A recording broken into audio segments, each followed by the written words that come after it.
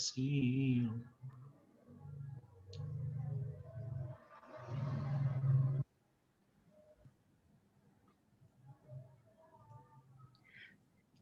Good evening, good afternoon, and good morning, everyone.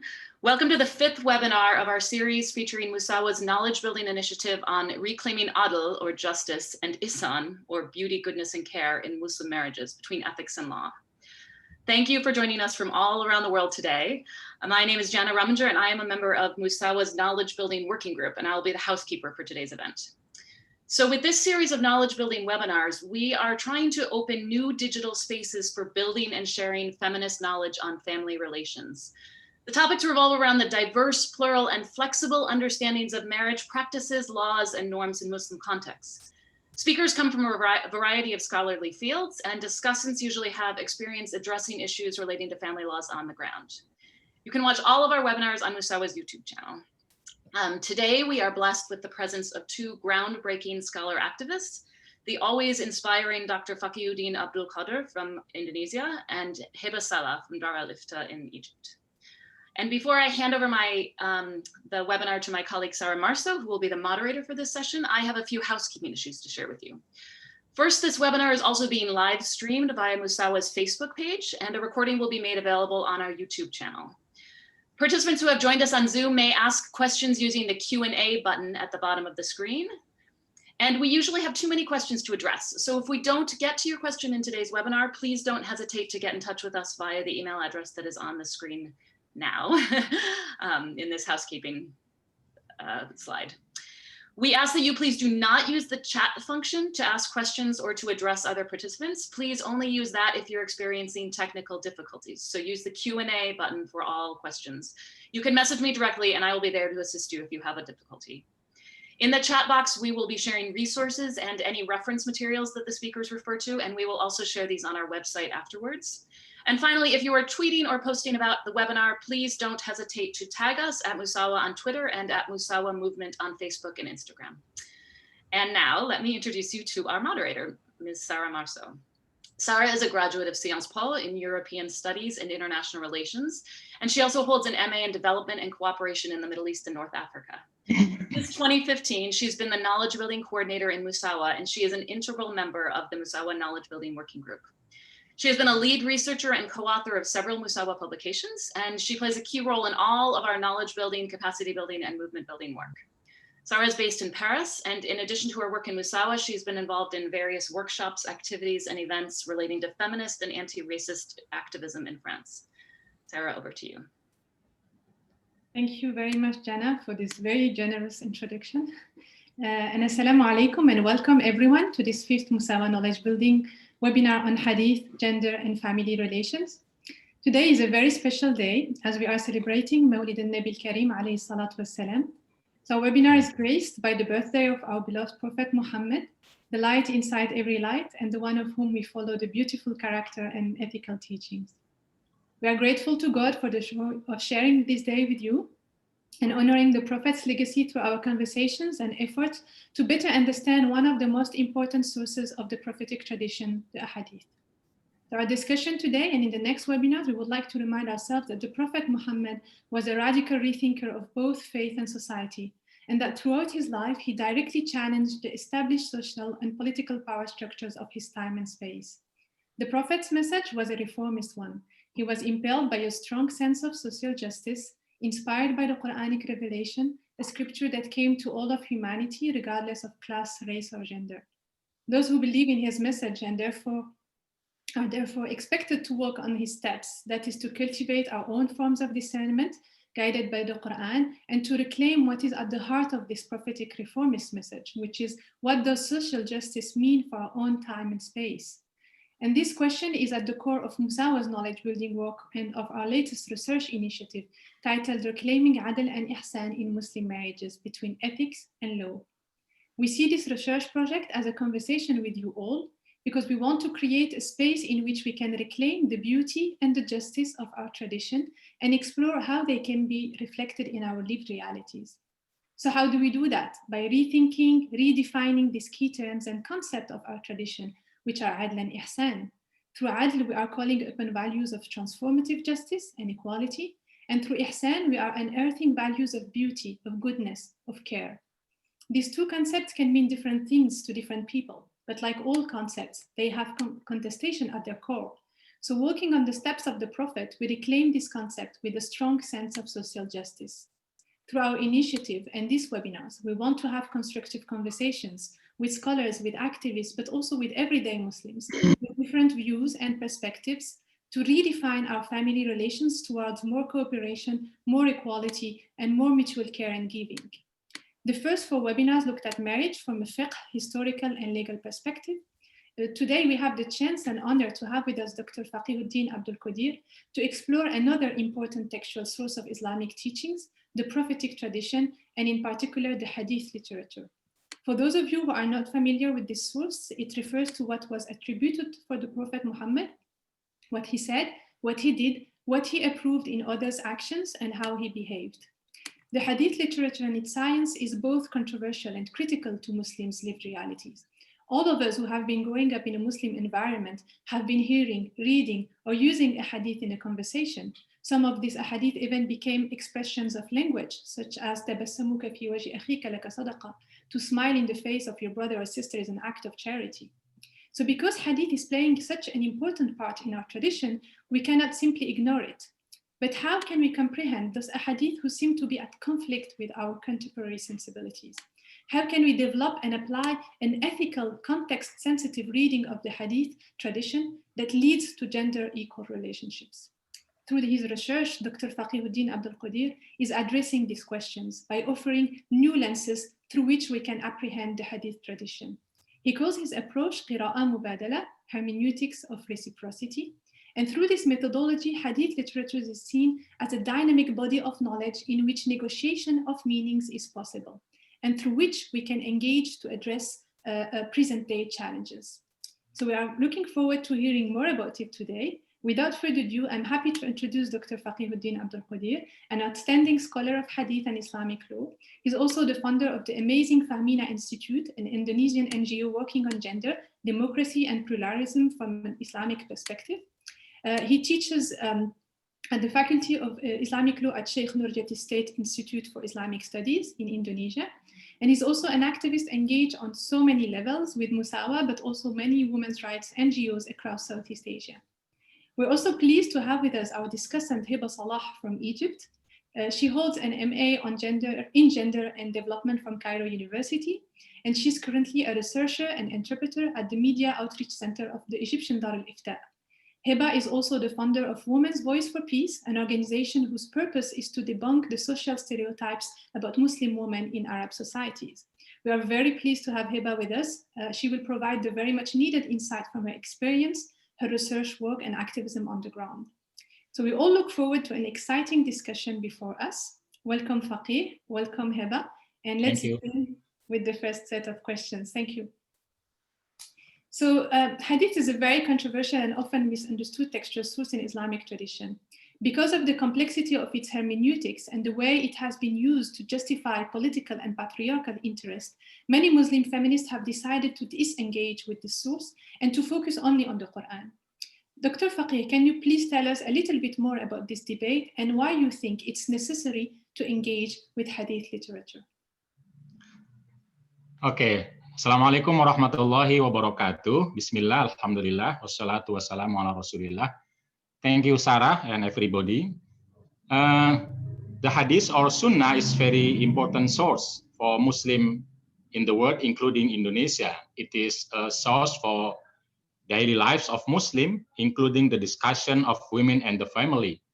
Unfortunately, we are often introduced to the narrow-minded interpretation of hadith rather than gender perspective interpretation that provide a perspective of equality and justice from the Islamic view. Let's take example from the two classical and contemporary hadith compilation regarding women issues, such as Ahkamun Nisa, or Rulings on Women by Abdul Rahman ibn al-Jawzi, and the contemporary one, the Muhammad al-Hadi, for example, Al-Mar'ah fi Sunnah Nabawiyah. This book affirmed that hadith with the very narrow-minded interpretation saying that women are source of public temptation, therefore they should not expose themselves to the public. The best place for women is at home, which she should follow the husband totally and serve the family members. These interpretations are widely accepted by not only the conservative ulama, but also it is very popular among many Muslims in different parts of the world, including Indonesia. However, some Muslims who share progressive views refuse totally the existence of hadith to be used to reconstruct the notion of gender equality. Move the slide here. They believe that hadiths are source of patriarchal system and value. Therefore, it is lack of legitimation to be used to reconstruct the notion of egalitarianism in Islamic perspective. Meanwhile, there are other ulama who can accept the authoritative of hadith, but provide the different interpretation using principle of justice, equality, and care. Furthermore, there are other and many positive hadiths that can be basis for the call of equality and justice. So the book of Tahrirul Mar'ah fi Asr Risalah by Abu Shukko is a good example of this approach. It collects thousands of hadiths about women's rights in Islam and reinterprets them within the principle of what he calls as equality in Islam or Musawah. In this book, Abu Shukko rearranged the text of hadith in new themes, describing obviously the humanness of women, their active agency in public activities, and gender mutuality of marital relationship. For me, hadith is very important as one of the source of Islamic teaching, which Muslim can learn how Islamic principle translated into operational ways to guide their day-to-day lives, including describing the interrelation among human beings, women and men, and particularly in marital relation. For that reason, social transformation can be addressed by discussing the root causes of injustice and equality from the case studies provided in the hadith interpretation. By including hadith as part of Islamic reference, we will gain more support from diverse parties, including women from history and current life. Also, reformation through hadith interpretation is actually more grounded and fundamental because the hadith talk about details and people, Muslim, like details very much. So if details do not interpret it with the progressive interpretation or gender interpretation, so this detail will be only interpreted with the conservative interpretation. So I think it is important to come and engage the hadith interpretation. Thank you. Thank you, Dr. Faqih. Thank you very much for highlighting why it's important to engage with hadith literature, especially when we, in our advocacy work to address gender inequalities. And as you said, there has been a lot of discussion around hadith and gender discrimination, but unfortunately this critique was often focused on the authority of the chain of transmission, on the historical context of the hadith, but they never really developed a comprehensive methodology on how to reclaim women's voices in interpreting the meaning of the hadith. So what you've shown, Faqih, is that there are ways to overcome the patriarchal bias that are often applied to and derived from the hadith literature. And this is something that has been inspired by Abu Shukka's work. And you're proposing a holistic interpretive framework for reading hadith for reciprocity. Can you please introduce us to what you call Qira'ah Mubadala and tell us how it is grounded in the Quran and in the Muslim tradition? Yes, I propose the Qira'ah Mubadala, or reading with the perspective of reciprocity. It is a method in interpreting Islamic texts, including hadith, to advocate the ethics of reciprocity in the family in particular, and reclaim gender equality within the Islamic perspective in general. The word Mubadala literally means exchange or reciprocity. The main idea of Qira'ah Mubadala is promoting equal partnership in relations between men and women in all social life aspects, both within the family and the society. They are understood, or they are adopted that every human being is different, including man and woman, However, these differences are not being seen as hierarchical, dominative, and hegemonic, but it is seen as synergy, reciprocity, and cooperation. Mubadala, as a relation in Islamic perspective, ensures that all parties have equal partnership, equal responsibility to manifest kindness and to reject badness. Islam requires someone who has superiority or strength in any aspect to protect, not to power over, to prevent, not to promote oppression to the weak. Someone's weakness cannot be used to justify oppression. Instead, that person should be respected, protected, and to be treated as human being. Therefore, the principle in relation, especially gender relation, is not for hegemony and domination, but for promoting reciprocity, partnership, and cooperation. This reciprocal relation has strong root in Tawheed, the belief in the oneness of Allah. And according to Aminah Wadud, declaring Tawheed means declaring two things. First, recognition of the oneness of Allah. And second, declaring the equality of human being before God. There is no God other than Allah, which means there is no intermediary between the servants and their God. And there is no one who become God for others. No man nor woman can become God or servant for each other, because both men and women are equal servants of Allah. And only Allah who becomes God, because the vertical relation of woman is only with their God. Therefore, the relation between man and woman is horizontal relation in which both are equal. Which needs to be built among them is then cooperation and reciprocity, not superiority and domination. And because the basis for Islam is the text, therefore this Tawhidic paradigm requires to have a method of interpretation which can produce the meanings from it which are compatible with this reciprocal and cooperative relation. The Qira'ah Mubadala is as a method of reading to ensure that men and women are equal before the text, equal subject before the text. Both of them are addressed by the text to receive the main meaning about goodness, which has to be gained, or jalbul masalih, and the badness, which has to be prevented, or darul mafasid. So in general, this Mubadala method is to find out the main ideas of which text of each text in order to be compatible with the universal principle of Islam and to be applicable for all men and women. This method bases on three basic premises. First, that Islam is for both men and women, so that the text should address both of them. The second, that the principle of the relation is cooperation and reciprocity, not hegemony and power. And the third, that Islamic texts are open for reinterpretation to allow the previous two premises reflected in every effort of interpretation. This Tawhidic principle of cooperative relation between men and women refers also to the explicit word ba'duhum awliya'u ba'din, helping each other, in the first 70 verse of Surah At-Taubah. Wal mu'minuna wal mu'minatu ba'duhum awliya'u ba'd. Believing men and believing women are helping each other in all aspects of worship and social activities.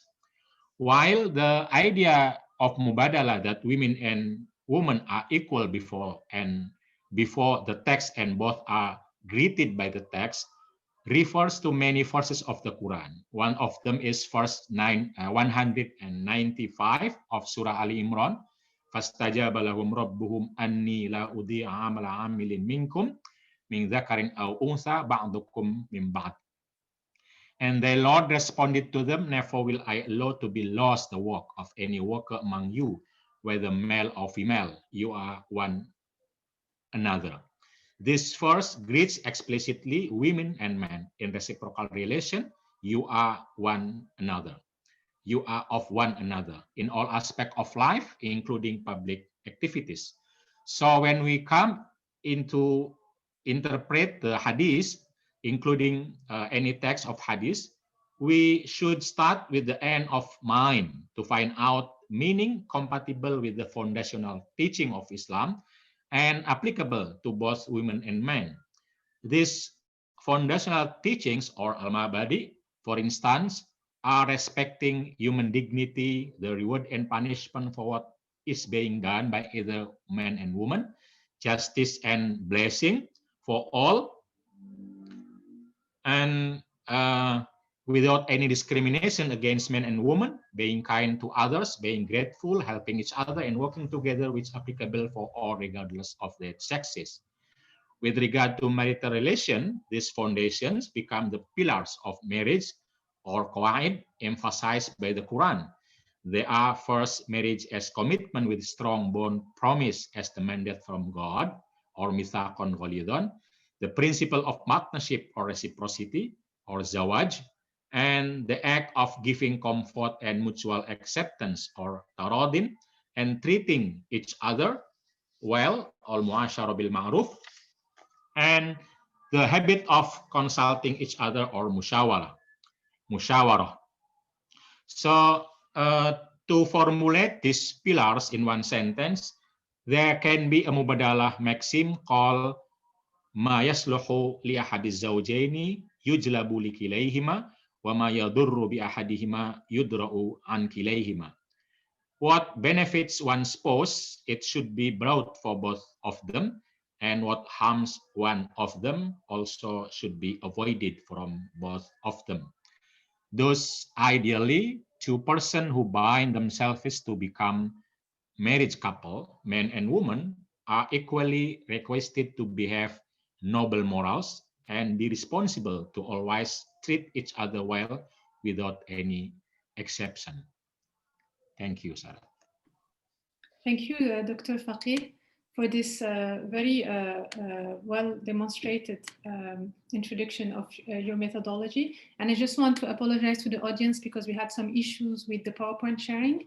That's why we couldn't have the verses and the maxim at the same time that Dr. Faqih was sharing. So what you're proposing is a new perspective to Islamic grounded hermeneutics, not only of hadith, and because it could be even applied to other textual sources. And I like how you've clearly shown how your methodology is deeply rooted in the interpretive tradition, in the maqasid of Sharia, in key theological concepts, such as the concept of Tawheed, which is at the core of our faith. And here, Dr. Amina Wadood's work on the Tawheedic paradigm and the ontological equality of all human beings is key. So your methodology is driven by the Quran, by its overarching ethical principles of justice, equality, and dignity. But you're also opening new ways of thinking about hadith. And I'm sure many of our listeners are looking forward to hearing more about how it applies in practice. So you've already started to touch upon the issue of marriage, but could you please give us some examples of applying the Mubadala methodology to hadith and marital relations? And also to take us just, what are the different steps that take you from a male-centered reading to a reciprocal reading? Okay, to apply Mubadalah methodology in reading the hadith, of course, we have to take some steps. Firstly, we must understand that the sign of sanad criticism of hadith is very important to help us justify the validity of hadith by tracking the trajectory of hadith narrator. So the valid hadiths were narrated by a man or woman who is accountable enough to testify the validity of the hadith. And for the Mubadalah methodology, we only use the hadith that is sahih or valid and hasan or good. Secondly, we must include the Tawheed paradigm, which means to understand a subject using foundational principle in Islam as an approach. The reason to approach with Tawheed paradigm is that we need to ensure that the interpretation of the text of hadith using ethics of reciprocity and partnership should not contrary to the core principle in Islam. For instance, in responding to issue of marriage in family, we need to focus on the 5 pillars of marriage stated in the Quran above mentioned, believing the marriage as tight bonding between men and women that need to look after, practicing equal partnership, taking mutual good care, agreeing on the consensus between wife and the husband, and of course, lastly, the mutual approval or acceptance. Furthermore, we can also select the hadith justifying principle of brotherhood, love, care, help each other, which are part of being faithful person, including normative values of being a good Muslims. Muslims believe that Islam prohibits any form of discrimination and violence, including harmful, oppressive, and disgraceful action. These hadiths are many and become like an umbrella for the process of interpretation. Another important aspect of interpretation of the hadith relating to marriage is that the belief underlying that interpretation of text should not come out with ideas to subordination, discrimination, or humiliation against women. I strongly believe that the Prophet did not desire to have a negative implication of his statement. Therefore, it is recommended to relate the interpretation of hadith with the foundational values, such as the 5 pillars of marriage, which are applicable for both women and men. So I can give one example how to bring the Mubadala reading to both women and men, such as the hadith of Tirmidhi, akmalul mu'minina imanan ahsanuhum khuluqan wa khiyarukum linisa'ihim khuluqan. So in Arabic, it clearly means literally addressing man who must have a good character to his spouse or woman, while in the Mubadala, it can be translated into as the most complete of the believers in faith is the one with the best character among them. The best of you, male and female, those who are best to your spouse, so not only women. So using the Mubadala methodology, the substance of noble character stated in the text is also applicable to everyone, including women, who must perform in good behavior to her partners. Likewise, the hadith referring to man's role as breadwinner, for example, which does not focus only men, because working is a good thing in Islam. It allows somebody to be self-financing and avoid being dependent on another person, meaning it is also good to be applied for women because it is noble in Islam. Refers back to the 5 pillars of marriage as a contract of the partnership, not ownership. So the marriage definitely does not allow a man to control woman, including prohibiting her from having a job outside the house. And another example is the hadith, ayyuma mra'atin matat wa zawjuha anha radin dakhalat al-jannah. Anyone dies and his or her spouse is pleased with him or her will enter paradise. This hadith is usually translated as any woman dies while her husband is pleased with her, she will enter Jannah. By this common interpretation, it is necessary for women to take any kind of effort to please her husband. This interpretation will definitely contradict the foundational principle on the 5 pillars of marriage. Therefore, Mubadala suggests that man should also seek efforts to please his wife, because both men and women have mutual rights to enter paradise if they conduct righteous acts. So, in general, the hadiths addressed to men, which are usually interpreted as a leader of a woman or family, must not be understood as power over. It is about responsibility of everyone, male and female, to protect and fulfill the needs of his or her family. Likewise, the hadith that greet women, usually interpreted as their obligation to obey their husband, must be interpreted as the loyalty of every person, male and female, to have a mutual commitment in his or her marriage to support one another. The character of this responsibility and loyalty is mutual and reciprocal, while its practical form can be adjusted according to customs, individual abilities, opportunities, and also agreements. Thank you. Thank you, Faqih, for this impressive demonstration on how the Qira'ah Mubadala works to two specific hadith that addresses men in particular. So there are several steps when we follow building on the 3 premises which you shared before, because all human beings are equal before God, God's teachings, whether they come through the Quran or the Prophet, call upon all human beings equally. And these premises, like you've showed, are grounded in the Quran, and they're reflected in many verses, such as the one from Surah At-Tawbah. So based on this, you conclude that Islamic texts can be interpreted in ways that they address all humans equally.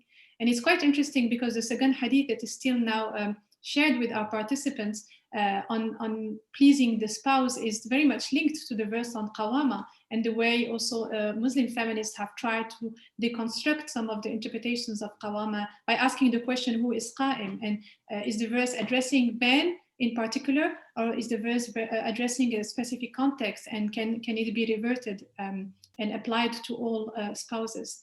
So even when the text doesn't suggest reciprocity in surface by addressing only men or women, through the Mubadala methodology, you argue that a holistic understanding of the text can liberate it from the historical, the contextual, but also the linguistic limits. And I find that quite powerful.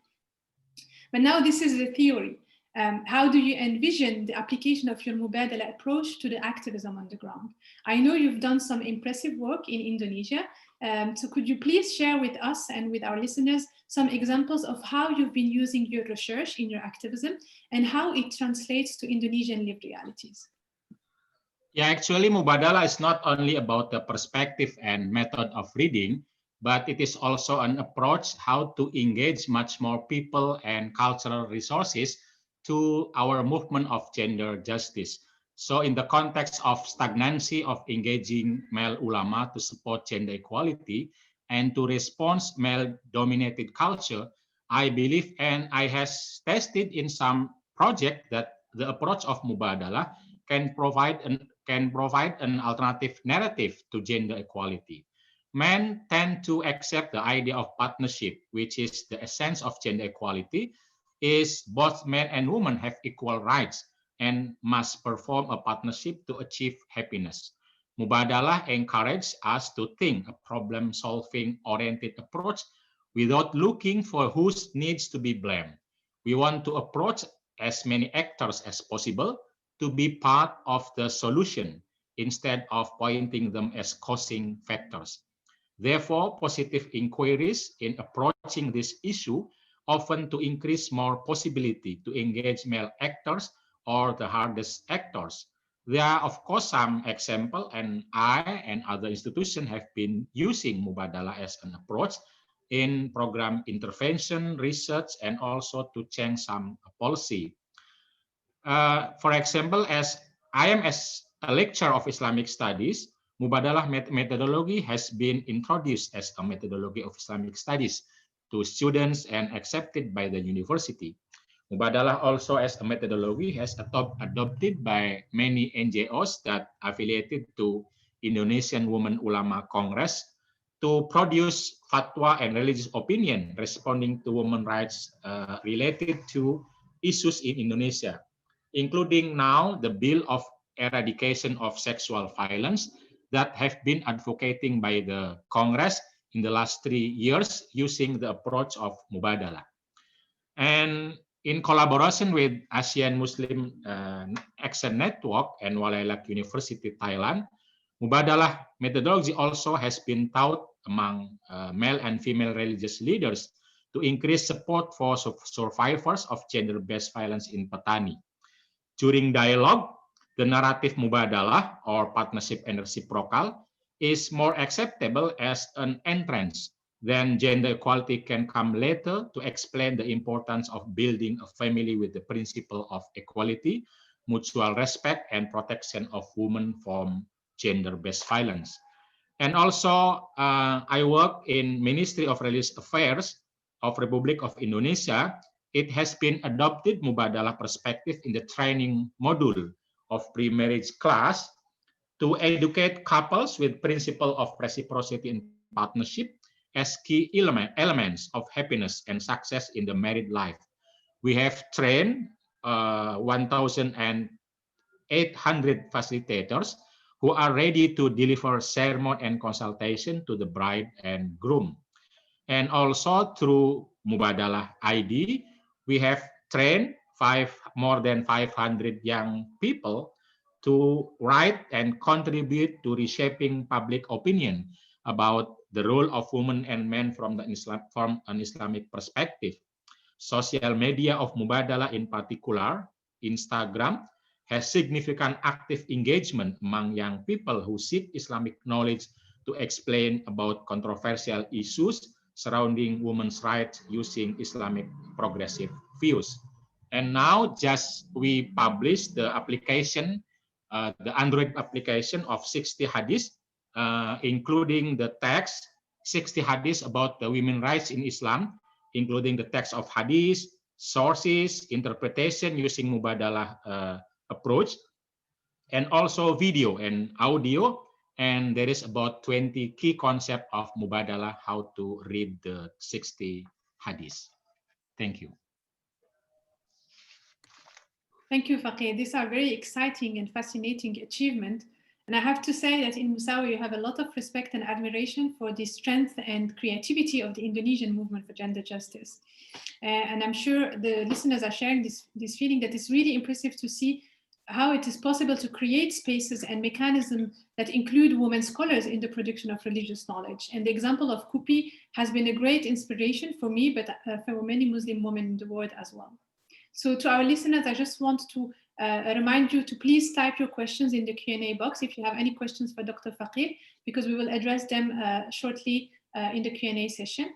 But now let's hear from Heba Salah, who is another great inspiration for Musawah, and she will reflect on issues raised by Faqih on Hadith, but also how these relate to her work with al-Ifta in Egypt, to her experience and research on Egyptian lived realities. We're very proud to count Heba among Musawah's advocates, and it has been a blessing to have her among us since her participation to Musawah's training in 2017. So thank you very much, Heba, for joining us today, and the floor is yours. Thank you, Sarah, for giving me this special opportunity. Heba, I think your sound is breaking. Can you hear us?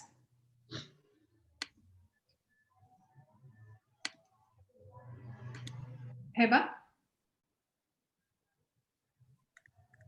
We've lost Heba for...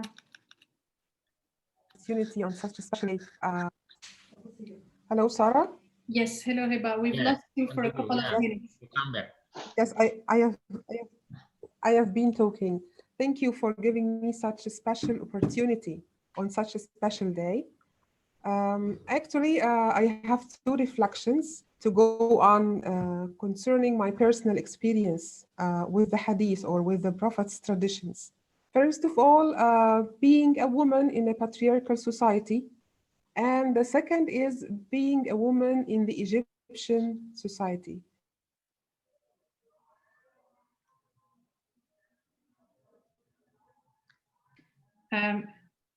We've lost Heba.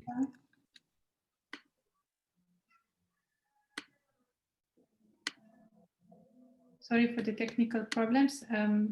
Heba has some connection issues in Egypt. You can bear with us.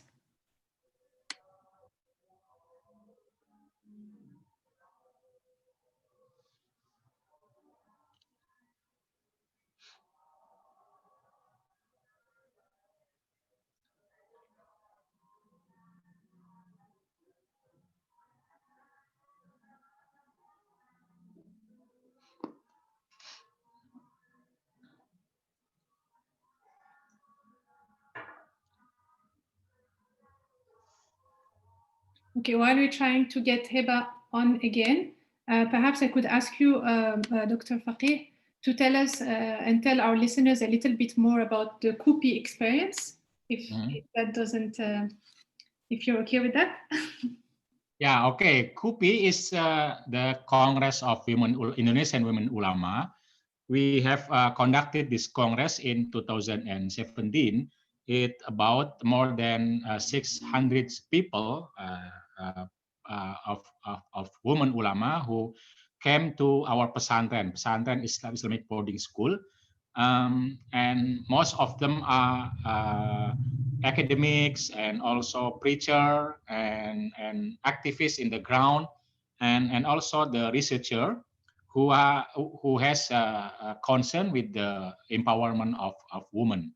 So they came together in this pesantren or Islamic boarding school to learn each other, and of course to show that the existence of ulama is there in Indonesia. So because people when hear about ulama, it's only about men. While there are many women ulama, there are many female ulama who contribute to the community, contribute also the Islam, who are in the pesantren, in the fatwa, and etc. So this KUPI or Congress Ulama, Congress Indonesian female ulama, want to remind to people that we have female ulama. And also, of course, we talk about our concern, our methodology, and we produce also fatwa. There are 3 fatwa that we produce about the first about sexual violence against women. So we say that this is haram, and the second is about the child marriage. We say that everybody should prevent children from marriage. And the second is about the environment. So we should protect our environment in order to have a mutual life with our environment. So this is these are the okay, Heba, it's coming. Finish your thought, Dr. Faqih. Okay. So these are the 5 fatwa that produced by the Congress Ulama, and these fatwa are accepted by other Islamic organizations and also used by government, because government do not have the fatwa about sexual violence from Muslim organizations. So they take our fatwa as a base to have their bill. Although the bill do not pass yet, but at least the government have already the bill for against the sexual violence. Thank you, Faqih, and I hope that we can also continue this discussion during the Q&A, and how this also can, the relationship also between this fatwa and the way it has been received, and also your Mubadala methodology. But now we have Heba back with us. And so Heba, the floor is yours to share with us your insight. Thank you. Heba, we can't hear you. Thank you, Sarah. Oh. Okay, I was saying that it's a so special occasion to be with you. I would like to share or to go on from 2 perspectives. The first perspective is the personal experience as being a woman in a patriarchal society, and the second is that being a woman in the Egyptian society. As we all know that Egyptians are deeply attached to the Prophet and his household period here in Egypt, to the point that everyday life, every action in our day life is deeply connected to the Prophet's hadith and sunnah. As you said in the introduction, that smiling at the face of your brother is an act of worship, is an act of sadaqah or a charity. So most of the people here, either they know it is a sunnah or not, they practice it either consciously or unconsciously. The issue is that being in a patriarchal society that depends on religion in analyzing their actions in daily life can put some pressure on women, especially when it comes to social and public life. I can give you an example for example, that women are suffering here in public life. Traveling alone, some women who want to travel for business or for study, they are facing hadith, as Dr. Faqih said, the patriarchal interpretations of hadith that are in favor of men, on the contrary, that prevents women from practicing their life in general.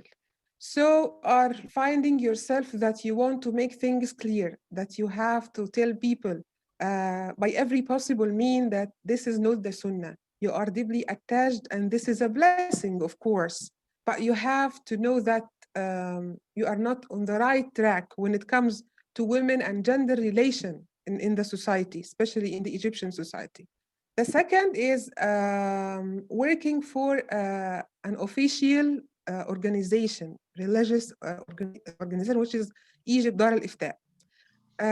Working for a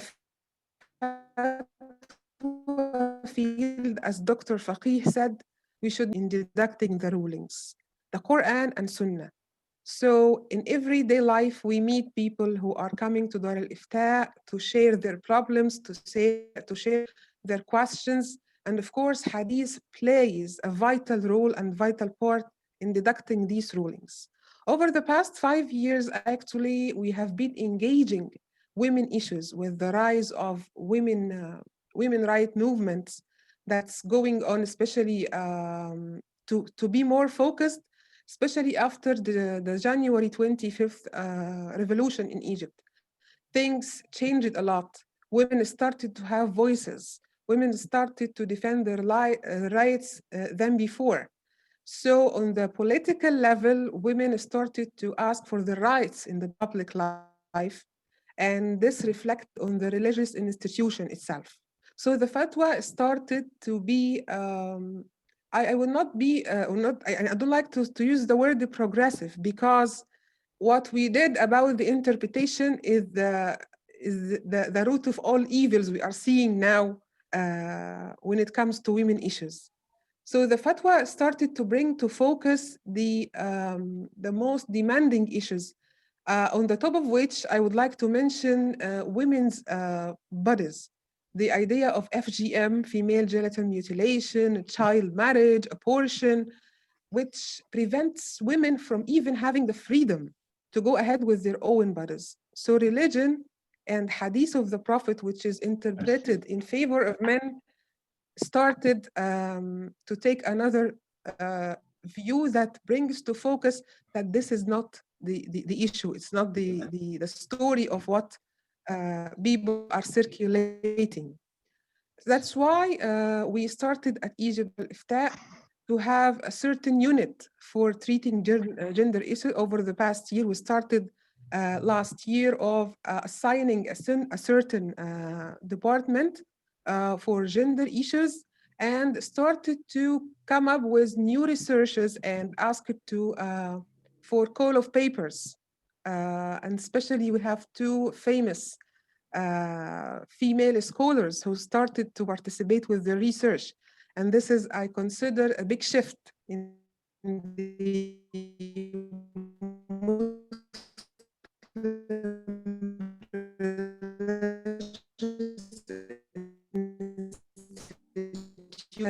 the last thing is that a person I called it for peace. My main core in this initiative is to break the stereotypes practiced against women wrongly in the name of religion. And the top of which, for example, as I mentioned in my talk, that FGM is mainly a habit. It's a custom. It's not part of religion. While people in some parts in Egypt still practicing it as it is part of religion. This is something we are pushing forward to end this harmful practice. This is one of the examples I can mention for which I launched my personal initiative.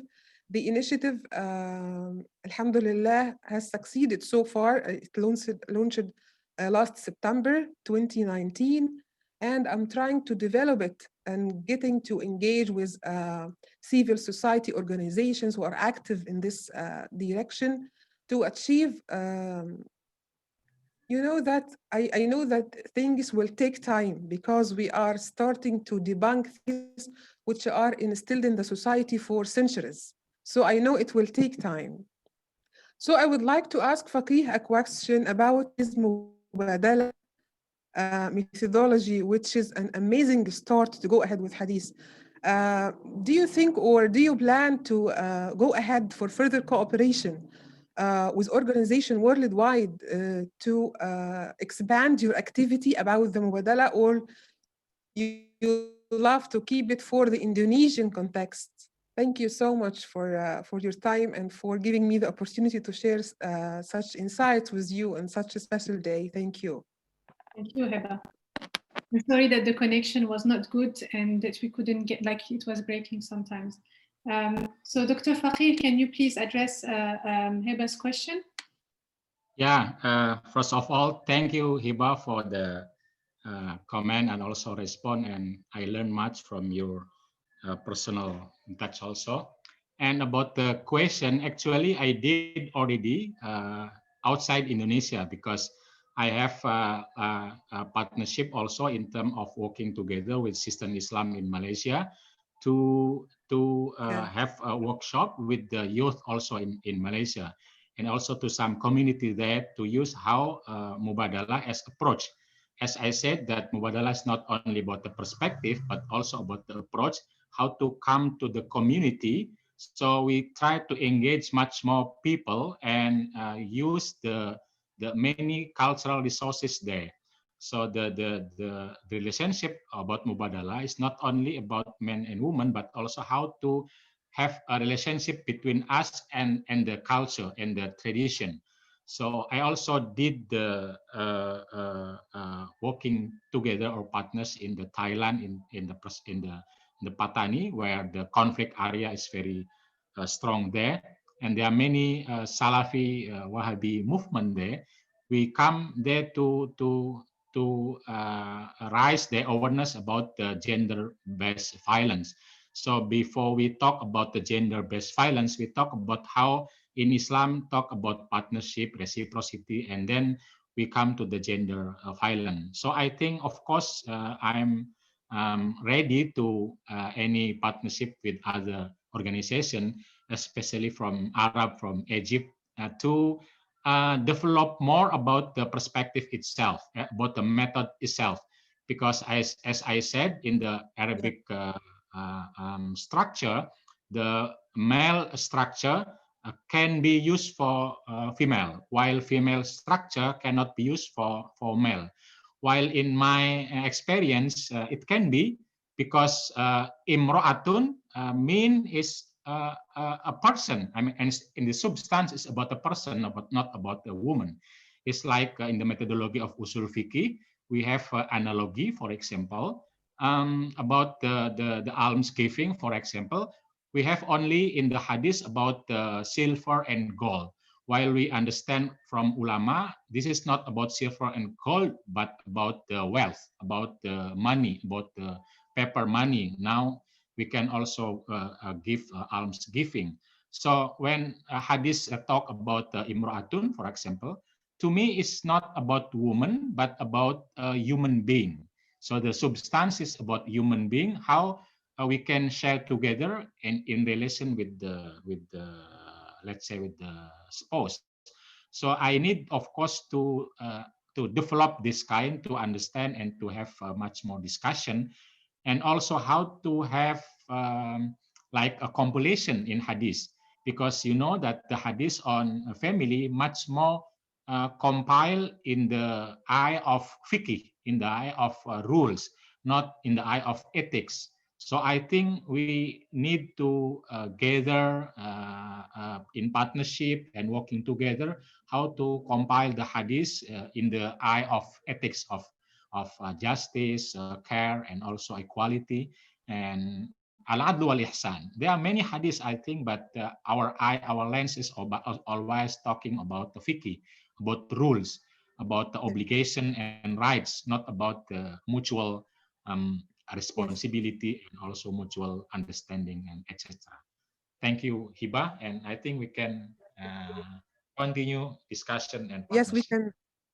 Yes, we can go further.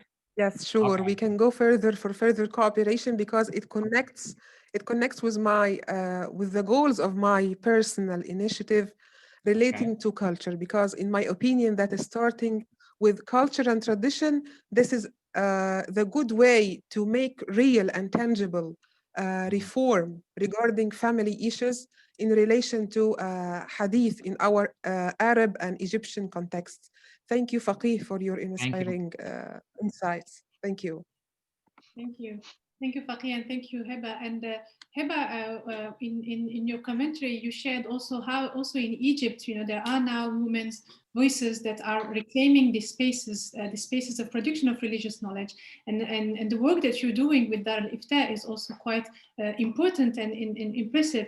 So I'm wondering, how is this the work that you're doing with the research initiative, but also the questions that you are asking about how the tradition is used to justify certain interest, how is it received by within the institution, but also within the society at large in Egypt?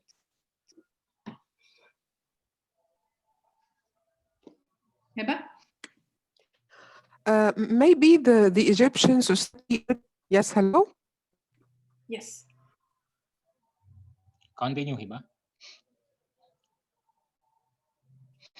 Hello, can you hear me? Yes, now, yes. Hello? Okay. The issue with the Egyptian.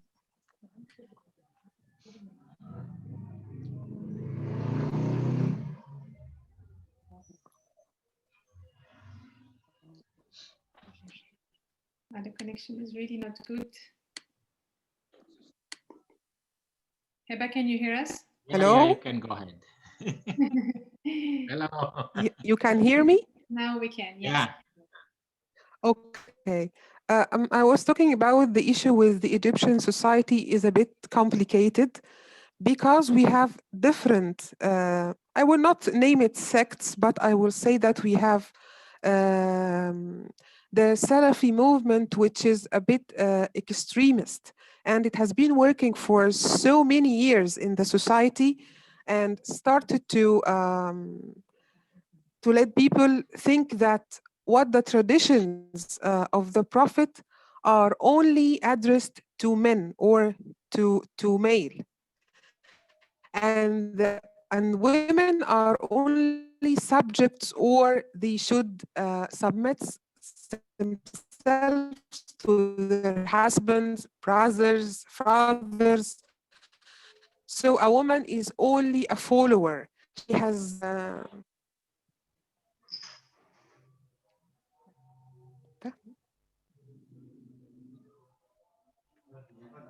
Heba?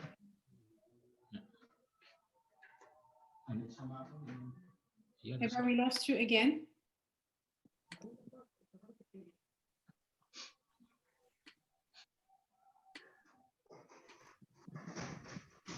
Hello? Hello, yes. Hello.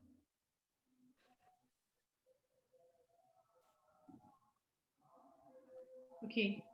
So since the connection is really not good on Heba's end, we're really sorry. And it's really a pity because we would love to hear her response. But we will move now to the Q&A session. We have about 20 minutes for this session, and we're going to share the questions that you've been submitting. Thank you very much, Jana, my colleague, who has been compiling them and clustering them. If you have further questions, please do write them in the Q&A button, and we will try to answer as many as possible. So the first question that I'm going to address to you, Dr. Faqih, is related to the application and how the Qira'ah Mubadala is received on the ground. So the question is, how widely accepted have your Qira'ah Mubadala throughout Indonesia? From which groups? So who have accepted this approach? The state, the intellectuals, the scholars, but also what kind of, what are the demographics of the audience to whom you speak? You know, people from urban or rural areas? I don't know the demographic, but in my experience, I give the seminar, for example, and sermon, and as I said that I come to university, for example, and in Islamic university in many cities, and they accept that the Qira'ah Mubadala, because I start with the idea of partnership, idea of reciprocity. So I think Mubadala is much more easier to be accepted. So I don't know the demography, how much and how many, because I come to urban, I come to villages, I come to the ground, the community, and in general there is no resistance about the Mubadala, about the substance of reciprocity and partnership. maybe in the technical term as the method of interpretation, there are some problem because not understood well. But as an idea of reciprocity, partnership, that women and men are human beings, we should work together, no one humiliate other, harm other, and etc. So we should understand and interpret the Quran and Hadith in these principles. To my experience, no one resists to this perspective. Maybe if some of my students apply to other aspect, which more in detail, maybe some resistance, I don't know. But in general, so the academician, Islamic boarding school, the scholar, ulama, I come to them and talk with them, have seminar and also teaching and sermons and etc. And also I wrote an Arabic book for Islamic boarding school. In general, is no problem, and they accept. And I create songs also and etc. So I think the idea of reciprocity partnership is accepted among people much more than, let's say, the idea of emancipation, for example, and that's what I don't have a demographic. There's no survey yet. No, of course. Yeah. No, thank you. I mean, it's quite optimistic to see that you're not facing any resistance. You know, when we think about, Heba was just sharing before about this whole idea that women should be are object and not subject, and don't have agency in the way they approach the text.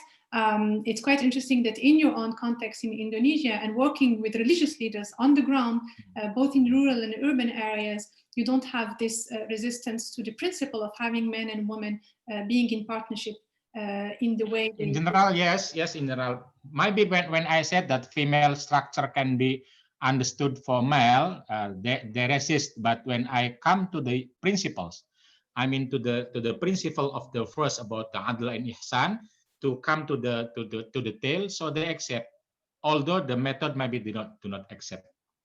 Okay. That's quite interesting. We have another. Thank you, Faqih. Okay. You wanted to say something? Yes, I just wanted to continue with the idea of the extremist interpretations, and this was the main issue and the main difficulty that we are facing in the religious and making things clear. The extremist voices can come and just distract people from what is true and what is false. And maybe this is one of the big challenges that we are facing right now concerning women issues. And I saw in the chat someone was asking about women independence or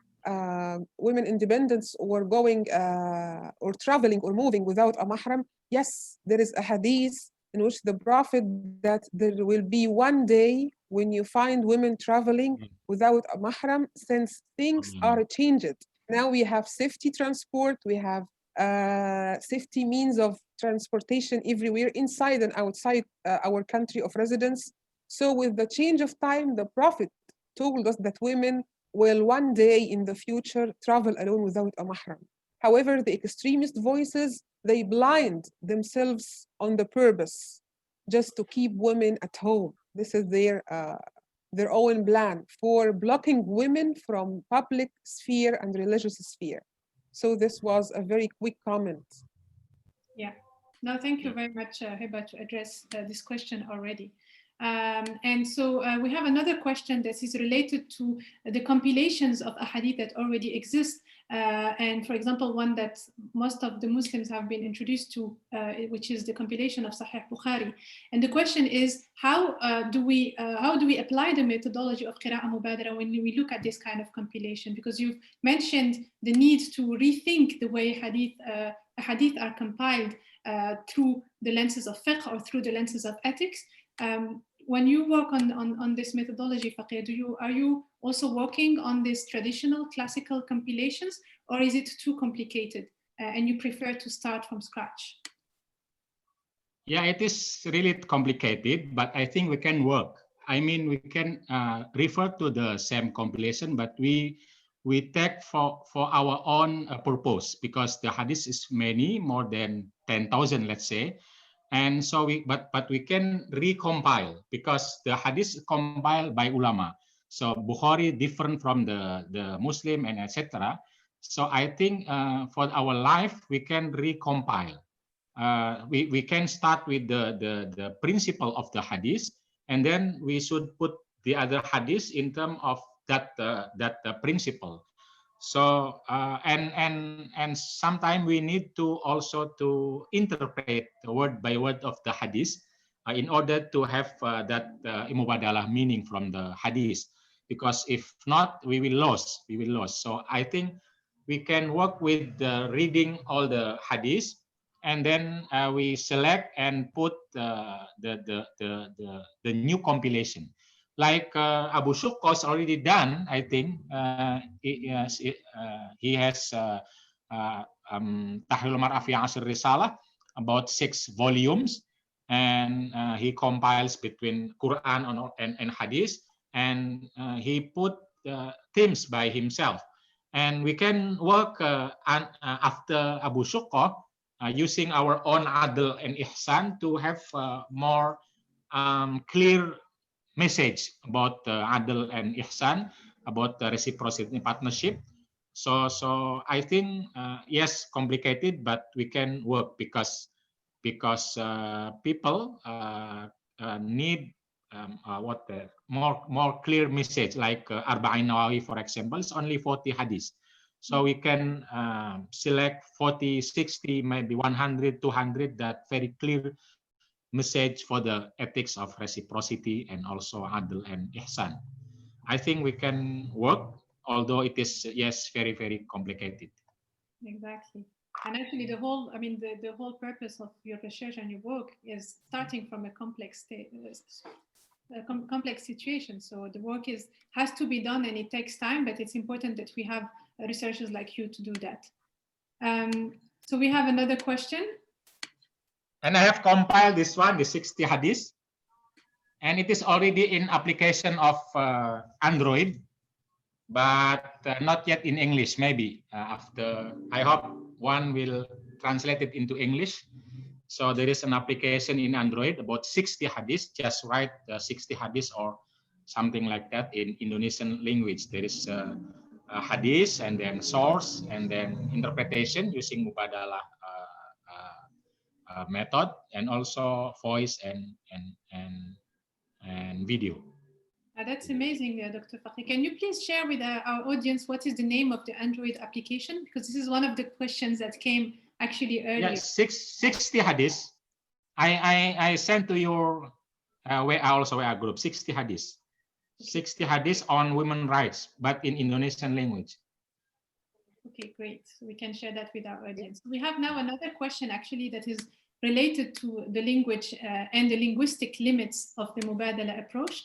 So the question is, so the person finds the Mubadala methodology very interesting for egalitarian readings and interpretations of the Quran or the Hadith, but she's wondering how this methodology, or to what extent this methodology transgress the linguistic limits and rule.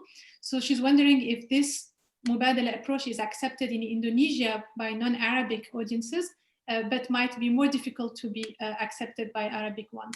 And I think it would be interesting to share also with our audience the specificity of the Indonesian language with regard to gender-neutral terms, because that might also give some background about your Mubadala methodology.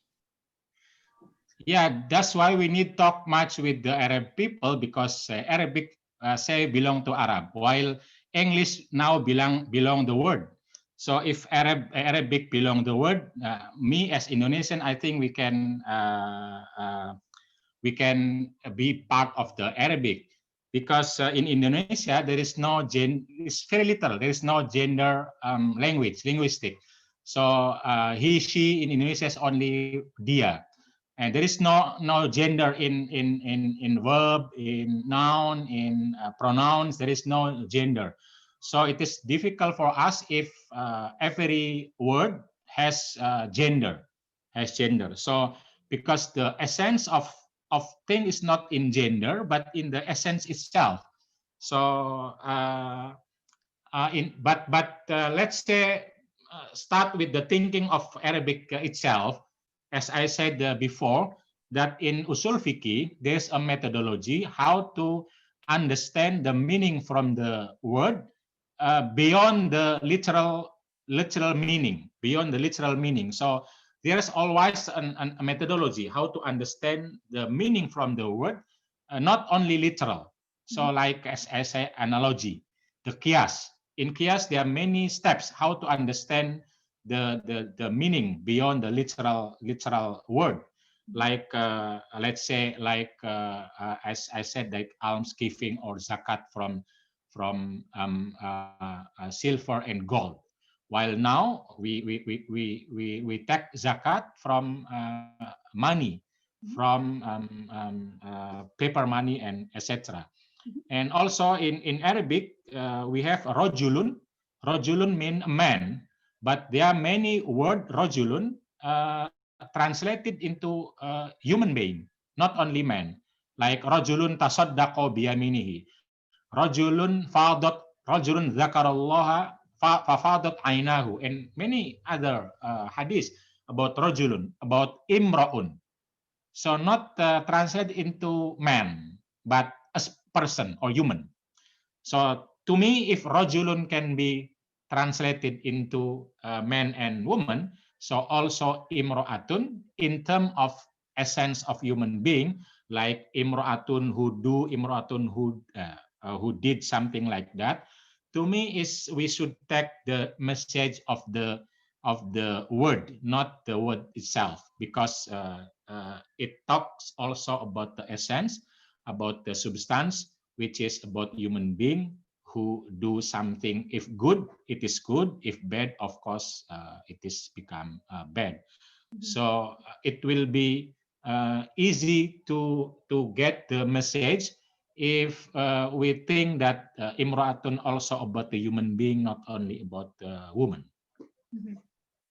Thank you, Faqih, for this clarification. And in fact, language itself, because the question is about transgressing the linguistic limits, but language itself is a human language. And when we look at the work that has been done also on the Quran, and for example, by Amina Wadoud, on how do we also understand the Qur'anic verses and the ethical teachings beyond the limits of the Arabic language. When you think about Surah Qul Huwallahu Ahad, for example, and God being referred to through the masculine pronoun, even though we all know that God is genderless in Islamic faith.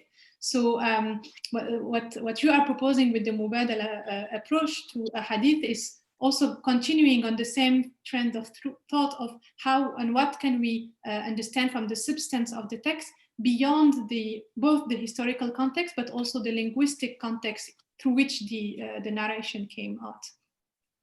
Sarah, can I say something relating to what Faqih had just said? Please.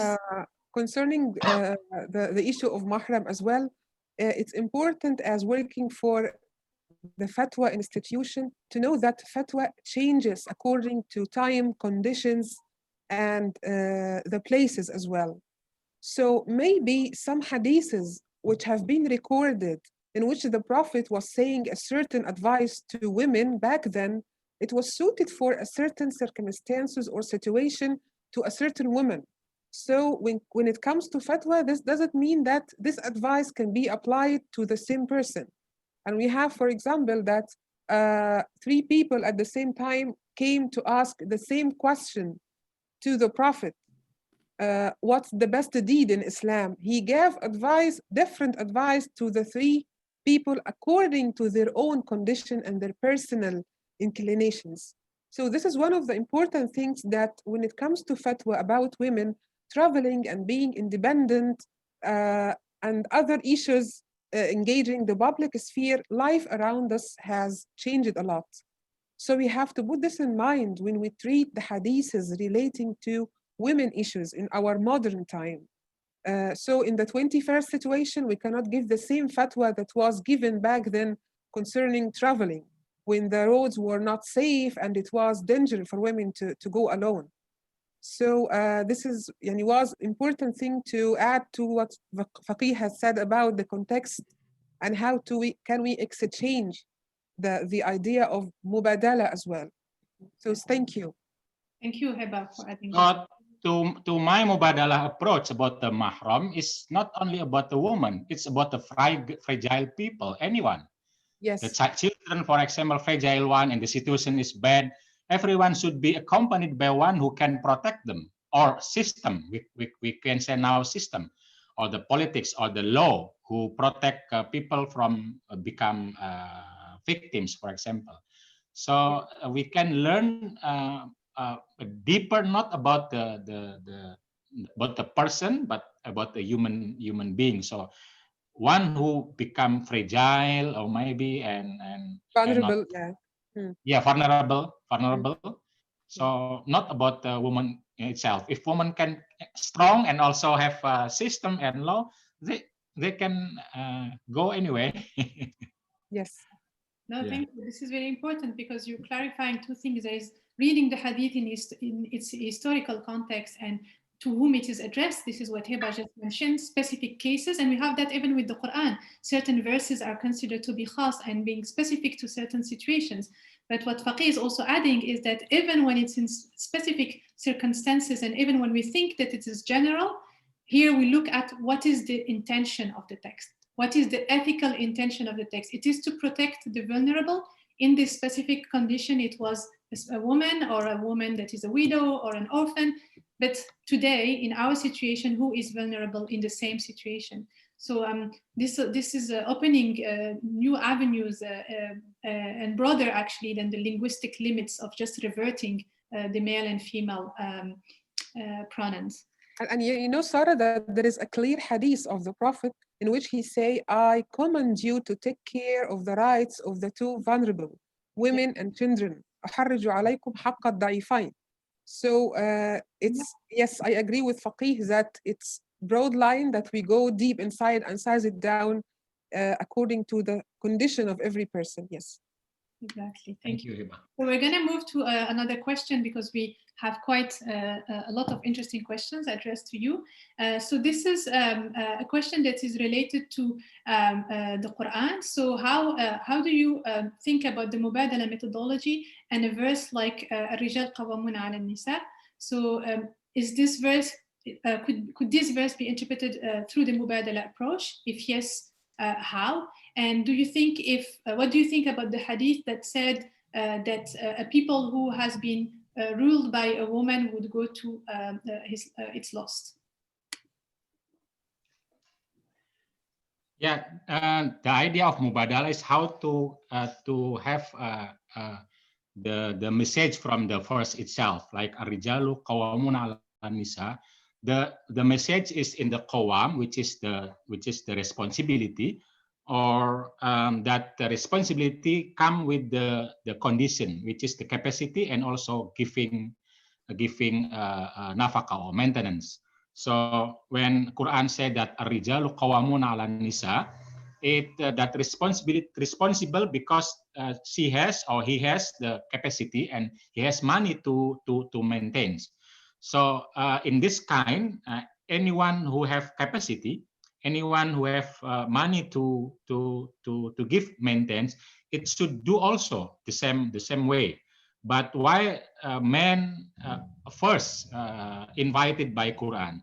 Because men are more easy to have work in many times, even now, and also that men have no reproductive roles. So the nafaqah or maintenance, like security from man or security from husband, for the wife that will become pregnant and also giving birth. But in Mubadalah understanding, everybody are responsible to bring their capacity and also to maintain the family. While the hadith about lan yufliha qaumun walau amrahum imratan is already interpreted by many ulama that this hadith is about the kingdom of Persia, not about the whole people, for example. But also we can understand the intention of the text also is about the person or the women in that time that very weak, cannot rule because in that time she is minor and also do not have any ability to rule. That's why people will not have prosperity ruled by that women. So the message from the text is about not ruled by person weak and also minor. Thank you, Faqih, for these clarifications. We have another question that is more general about what would you say that is particularly important about Hadith as a source for mining values and norms for equality and justice? So rather than applying ethical concept of equality and justice to the way you read Hadith, what would you say in Hadith that could be interesting and promising as a source for finding these values and norms? Yeah, in my experience, there are many, let's say, positive hadiths. I mean, many hadiths that can be source for our principles, like in al-Muslimu akhul Muslim, la yu'minu ahadukum hatta yuhibba akhihi ma yuhibbu nafsihi. There are many hadiths about the ethics that can be the foundation of principle, foundation of our values, and in that kind of awareness, I think we can get the values, the meaning, the principle from hadith. And using this hadith, we try to understand other hadith which is in detail, contextual and atomistic, because about the person, about the context, about the case and study. So we can understand, we can take that principle hadith to break down to the detail of hadith. So to me, hadith is very important in terms of referring to the principle of justice and equality and also caring, and also when it comes to details, because you know hadith is much more in detail comparing to the Quran. When we come to details in hadith, we should interpret them using that umbrella, using that principles. So both are important because people using the hadith, people like very much details in hadith, how to become good woman, good man, good husband, good wife, good children, good parents. So if we do not come to details by our interpretation of ethics of reciprocity, we worry that these details become only interpreted by conservative people. So I think we should come to that details of the hadith, how to put our interpretation, of ethics of reciprocity. So in that kind, people will know that certain hadith, if interpreted by the umbrella of reciprocity, it will be no contradiction between the details of hadith and the principle of hadith. It's always connection and always compatible between the principle of Islam, which is rahmatan lil alamin, and also akhlak karimah, makarimul akhlak, and we can put down that rahmatan lil alamin and that makarimul akhlak in the details of hadith. Thank you, Faqih. It's really important. And what you're highlighting is also that we never approach a text without an umbrella of principles. Whatever the text is, you come to it through a position, through a perspective. And the one that you're proposing is through this perspective of reciprocity and equality. That doesn't mean that when someone else look at it, even it's to justify patriarchal interests, they also look at the same text through their own principles and their own umbrella. So thank you very much for answering this question. I have now a question for Heba. Heba, it's the person is sharing that it was very interesting to hear about your experience in Dar al-Ifta and how it's opening the door for research by female scholars. Could you please elaborate on the type of research and the background of the female scholars involved? Okay, we have Dr. Sausan Sharif. one of the activists in the Islamic feminism, and she is specialized in Islamic feminism. We have other scholars from the program of the Gender and Development at Cairo University, my colleagues, and myself. We started on a project, and it will be announced soon. And we started with a research by Dr. Sausan on the relation of fatwa and gender, how we can correlate or relate fatwa to the social context in which we are living in. And I'm writing a paper right now on the sociology of fatwa and its relation to women issues in our time, in our modern time. My main question I'm addressing in this paper is that, do the fatwas issued by the religious institution comply with the needs and the questions of our society and women especially? And about women scholars, women or female muftis, what is the reason behind the absence of women muftis? It is because that women or women scholars are not interested themselves about this field or engaging this field, or it's just the patriarchal voices inside the institution preventing them from pursuing and going ahead. And if we have a female scholar, we notice that they only answer female-only questions or women issues question only. So I'm trying in my paper to answer this or these three main questions. And the project, it was supposed to be announced last June. However, due to the COVID and some works has been delayed till the beginning of the next year, inshallah. This is in a nutshell about the project you're working, because I think it's time to engage and address all these issues to go out of our shell of giving the floor only for men only inside the institution. Exactly. Thank you. This is fascinating, actually, Heba. We hope that once the paper is out, that you could share it with us and we can share it also with Musawah's network.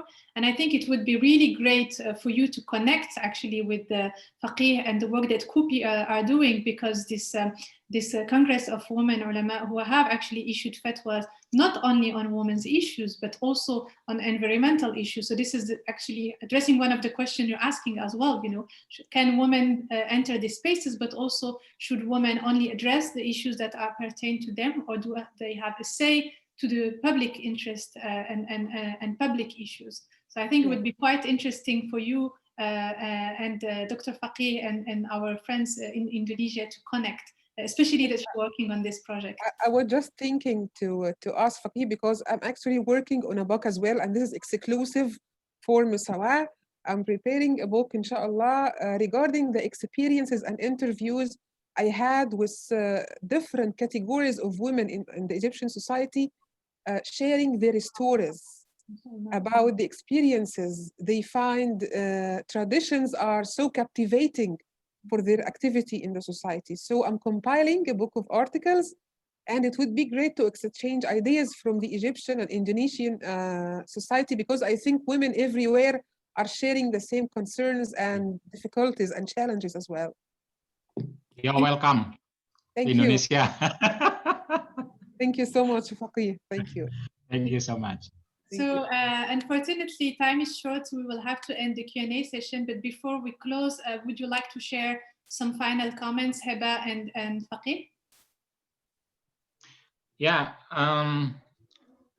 actually, Mubadala is about the relationship. I mean, how we have reciprocity in the relation. So if we come to the let's say to the text as the method, first we should identify first if the text talk about relation or not. If it talks about relation, and relation about whom and whom. So this is why the first step. And the second step, we should understand, identify if there is if the text talk about any badness or goodness.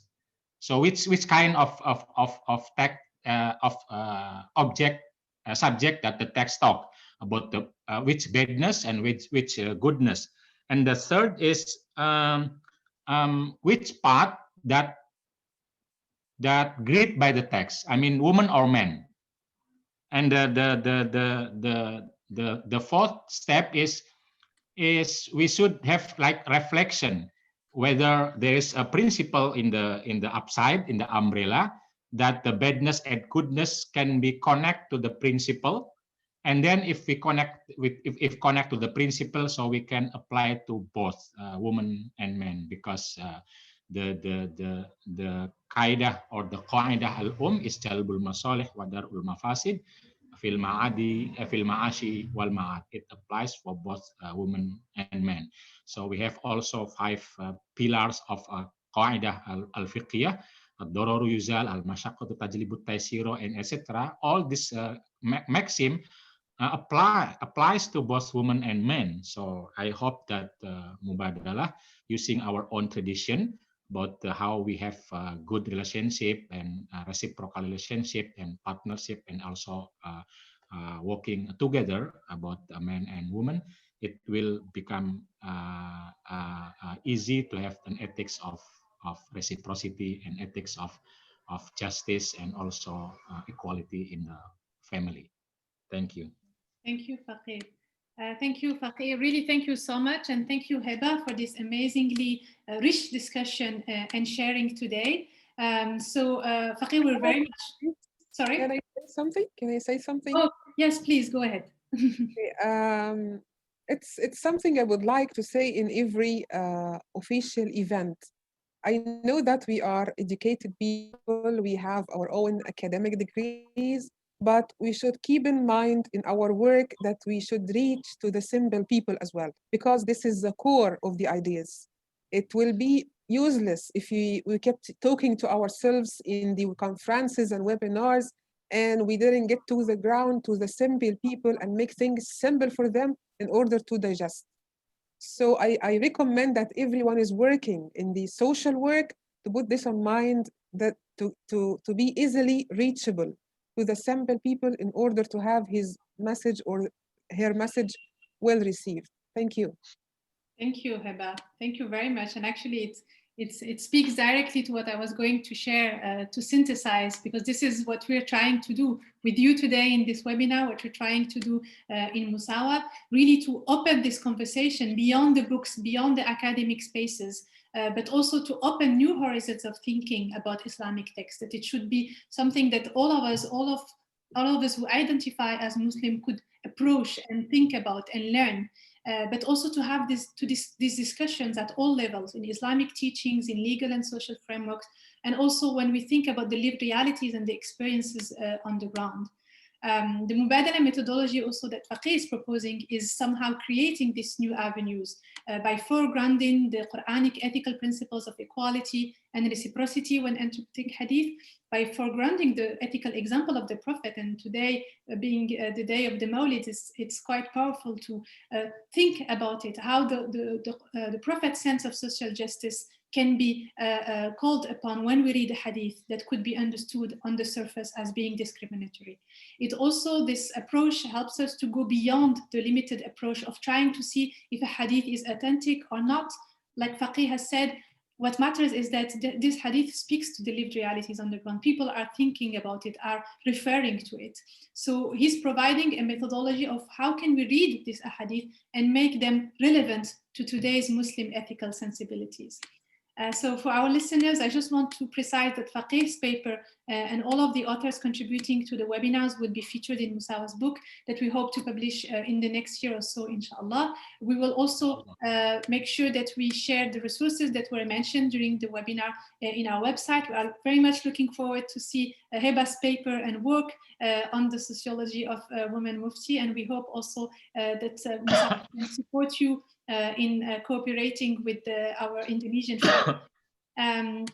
Thank you again, Faqih, and thank you, Heba. As we celebrate the Mawlid today and during these very difficult times for all of us in different parts of the world, let's all remember to be kind to each other, to act with mercy like the Prophet has taught us. And we will now close, but please don't leave yet, because I will hand over to my colleague, Jana, who will launch a quick poll because we want to have your feedback about the topic, the content, our future webinar. And she will say a few words before ending. Thank you. Jana, the floor is yours. Thank you so much, Sarah. Again, please don't leave yet. Suri is now going to launch the brief survey, and we hope you all will take the survey. It's just 2 questions, and we will use it so we can better understand how you experienced this webinar, and we can plan for future webinars in the series. And while you're taking this survey, I just want to give a huge thank you to Dr. Faki, to Heba, to Sarah, and to all of the Musawah team working behind the scenes, especially to Rasha and to Alex and to Suri and the knowledge building working group members, Ziba and Mulki. And thank you to everyone who tuned in and engaged in the webinar today. We're so sorry that there was a poor connection from our colleagues in Egypt, but we got through it and we learned so much together. Don't forget to check Musawah's website and social media for more resources. And as we wait for everyone to finish the survey, we'll sit tight and we'll enjoy a closing song called Sholawat Mubadala. Thank you, everyone. Thank you, Jana. Thank you, Jana.